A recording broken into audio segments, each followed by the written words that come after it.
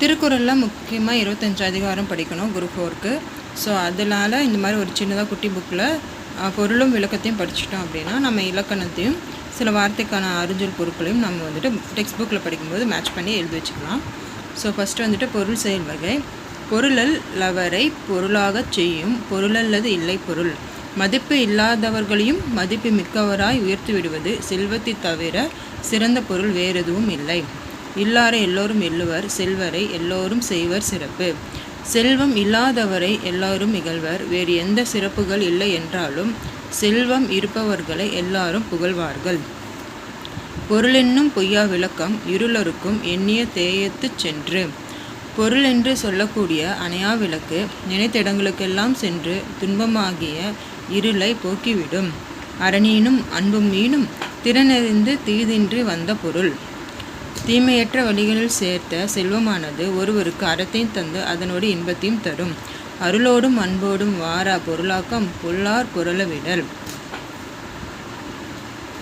அருள் மற்றும் அன்பின் வழியில் வராத செல்வத்தை அது தீமையானது என்று கருதி விலகிவிட வேண்டும்.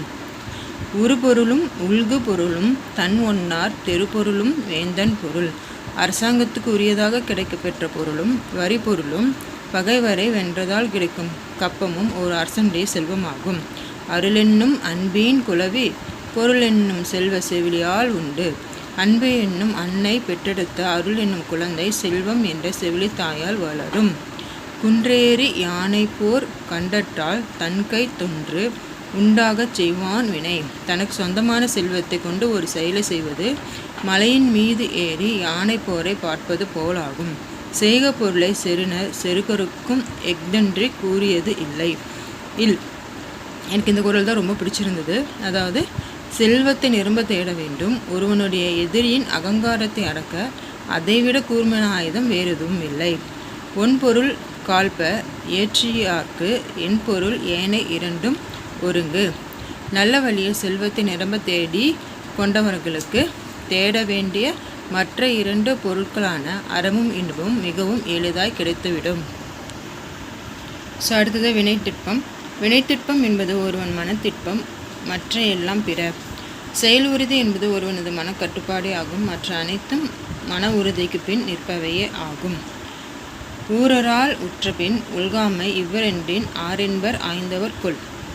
துன்பம் வருவதற்கு முன்னரே அதை தடுத்து விடுவது, ஒரு வேளை மீறி வந்துவிட்டால் மனம் தளராமல் இருப்பது ஆகிய இரண்டுமே செயல்திறன்படுத்துவர்களின் கொள்கையாகும்.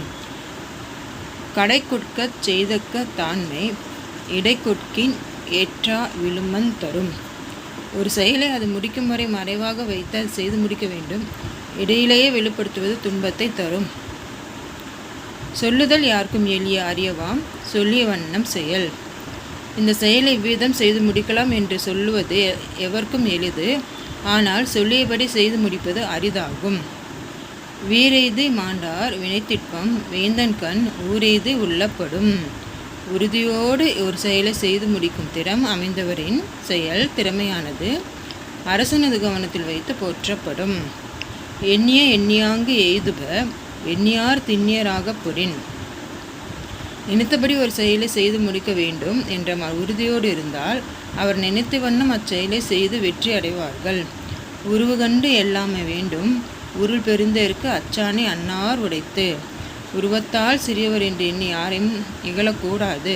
உருண்டு செல்லும் பெரிய தேரை இயக்கும் அச்சாணி அவர்கள் போல சிறியதே ஆகும். கலங்காது கண்ட வினைக்கண் துலங்காது தூங்கங் கடிந்து செயல். எத்தனாவது 8. செய்வதற்கு ஏற்றுக்கொண்ட ஒரு செயலை காலங்கடத்தாமல் சோம்பலை தவிர்த்து விரைவில் செய்ய வேண்டும். துன்பம் உறவரினும் செய்க துணிவாற்றி இன்பம் பயக்கும் வினை. இறுதியில் இன்பம் தரக்கூடிய செயலை இடையில் துன்பம் வந்தாலும் துணிவோடு செய்து முடிக்க வேண்டும். வினைத்திட்பம் எய்திய கண்ணும் வினைத்திட்பம் வேண்டாறு வேண்டாத உலகு. வேறு எந்தவித உறுதியை பெற்றிருந்தாலும் செயல் உறுதி இல்லாதவரை இந்த உலகம் ஏற்றுக்கொள்ளாது. இனியவை கூறல் இன்சொலால் ஈரம் அலைப்படிறு இலவாம் செம்பொருள் கண்டார் வாய்ச்சொல். வஞ்சனை இல்லாத இனிய சொற்களைத்தான் இவ்வுலகில் அறநெறிய உணர்ந்தவர்களின் வாய் பேசும். அகனமர்ந்து ஈதலின் நன்றி முகனமர்ந்து இன்சொல் ஆக பெறின். மனம் விரும்பி ஒரு பொருளை கொடுப்பதை விட முகமலர இனிய சொற்களை பேசுவது சிறந்தது. முகத்தான் அமர்ந்து இனிது நோக்கி அகத்தானாம் இன்சொலினதே அறம். முகம் மலர்ந்து இனிமையாக பார்த்து மனம் விரும்பி இனிய சொற்களை பேசுவதே அறம் ஆகும். துன்புறுவும் துவ்வாமை இல்லாகும் யார்மாட்டும் துன்புறுவும் இன்சொல்லவர்க்கு. பிறர் இன்புறும் வண்ணம் இனிய சொற்களை பேசுபவருக்கு துன்பம் என்பதே உலகில் இல்லாமல் போகும். பணிவுடையான் இன்சொலன் ஆதல் ஒருவருக்கு அணியல்ல மற்ற பிற. பணிவும் இனிய சொற்களை பேசுவதும் விட ஒருவனுக்கு வேறு அணிகலன்கள் இல்லை. அல்லவை தேய அறம் பெருகும் நல்லவை நாடி இனிய சொலின். நன்மைகளை விரும்பி இனிய சொற்களை பேசுபவரின் பாவங்கள் விலகி அவனிடத்தில் தர்மம் பெருகும். நயனின்றி நன்றி பயக்கும் பயனின்ற பண்பின் தலைப்பிரியாச் சொல். பிறர்க்கு நன்மை விளைய விரும்பி பேசும் இனிய சொற்கள் பேசுபவருக்கும் இன்பத்தையும் நன்மையும் தரும். சிறுமையுள் நீங்கிய இன்சொல் மறுமையும் இன்மையும் இன்பம் தரும். பிறர்க்கு துன்பம் விளைவிக்காத இனிய சொற்கள் ஒருவருக்கு இப்பிறவியிலும் மறுபிறவியிலும் இன்பம் தரும். இன்சொல் இனிது என்றால் காண்பான் எவன்கோலோ வன்சொல் வழங்குவது. இனிய சொற்களையே இன்பம் தரும் என்று உணர்ந்து பின்னும் பிறரிடம் வன்சொற்கள் எதற்காக பேச வேண்டும்? இனிய உளவாக இன்னாத கூறல் கனி இருப்பு காய் கவர்ந்தற்று. இனிய சொற்களை விட்டுவிட்டு கடுமையாக பேசுவது கனியை விட்டு காயை பறிப்பது போன்றது ஆகும்.